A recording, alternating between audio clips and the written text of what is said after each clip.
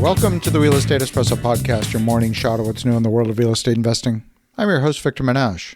On today's show, we're talking about how to rethink construction projects that might have made sense a year ago, but in today's higher cost, higher interest rate environment are looking questionable. Costs are up across the board. The cost of capital has risen faster than the cost of construction, and compounding those two together makes for a massive increase in the cost of any new construction project. And on top of that, buyers are being more cost conscious. Purchase prices have already started falling, and they're likely to continue a downward trajectory for a while. Where they're going to bottom, nobody really knows. So if you have a project that looks like the costs are spiraling out of control, what do? Do you simply hang on and wait for better days? Well, that's one option.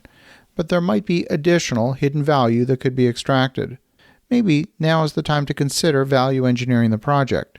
Value engineering is more than just being cheap, substituting less expensive components. It's an exercise in making decisions that respect the original design sensibility but actually save money. The traditional approach to extracting more value is to increase density. That has the effect of lowering the fixed costs like land, which in a major city can be a huge contributor to the overall cost of a project, especially in high-value dense urban environments. Increased density can be achieved through several different mechanisms. In the case of one developer, he ended up selling 5 townhouses built on a major street in distress because he could not make the numbers work. The buyer simply rethought the project and determined that he could add a secondary suite in each townhouse, effectively turning 5 units into 10. The buyer of each townhouse could then rent out the basement apartment as an income property and use the income from that square footage to offset the cost of ownership. In a matter of months, the buyer turned the project that had been a money-losing project into the hands of the seller into a profitable project, and it was a very simple, small change. In the case of another, the property was purchased with the idea of building a single-family home. The property was purchased for its land value in a hot neighborhood.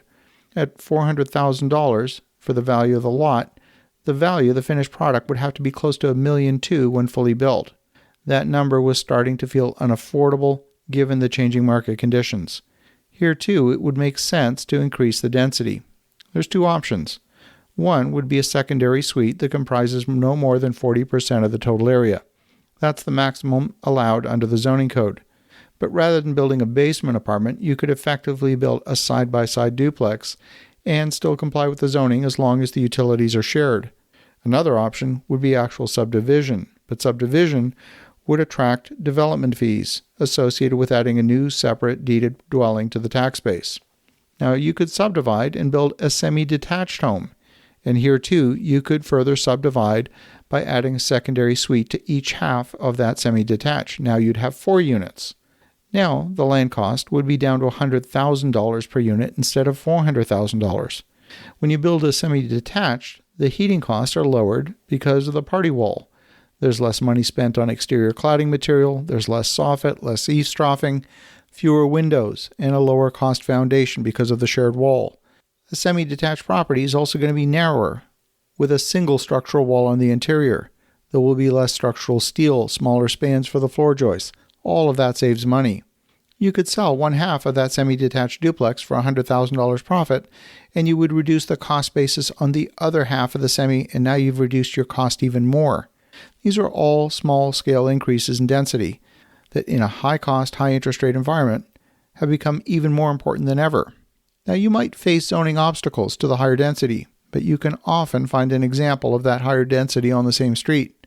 You can then use that as an argument that there's a precedent for that higher density, and your design would in fact be in keeping with the street. Precedents can be a powerful legal argument. All developers know that lowering average cost is the result of higher density and of value engineering, and using the compound effect of savings that add to each other and in some cases even multiply each other. If you design an open concept home with fewer walls, you might therefore also have fewer doors and you save money on both. Sometimes an architect will design an aesthetic that costs too much to build. Maybe you could reduce the height of the brick so that you don't need a steel lintel above the windows, saving a few $100s in each window. You still keep the brick, you keep the nice aesthetic, but you reduce the amount of brick and use a different exterior cladding above the windows. Now is the time to sharpen your pencil, think creatively, and pull massive amounts of cost out of your projects. As you think about that, have an awesome rest of your day. Go make some great things happen. We'll talk to you again tomorrow.